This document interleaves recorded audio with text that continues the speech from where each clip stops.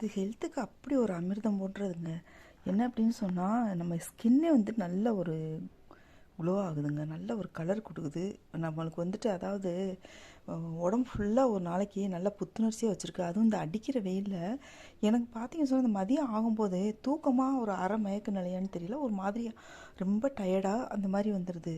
சரி, நான் என்ன செஞ்சேன், இந்த தயிர் இருக்கு இல்லையா, கொஞ்சம் தயிரில் பச்சை மிளகா, அதான் இத்தினோண்டு தான், ஜாஸ்திலாம் இல்லை, ஒரு பிஞ்ச் அளவுக்கு தான். இதில் வந்துட்டு இத்தினோண்டு கிள்ளி போட்டிருக்கேன் அந்த வாசனைக்காக.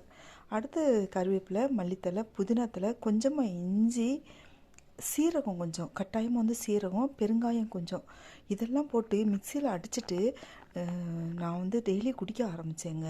இந்த ஒரு 3 நாளாக குடிச்சிக்கிட்டு இருக்கேன். எனக்கு இந்த வெயிலோட தாக்கமே தெரியலை.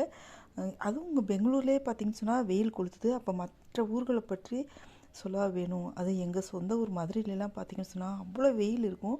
இந்த 3 நாளாக பார்த்தீங்கன்னு சொன்னால் எனக்கு அந்த மதியம் ஆனோடனே ஒரு மாதிரி ரொம்ப டயர்டாகி அப்படியே சோர்ந்து போய் அப்படி படுத்தக்கூடிய ஒரு நிலைமை வந்துச்சு இல்லையா, அது வந்துட்டு இப்போ இல்லைங்க.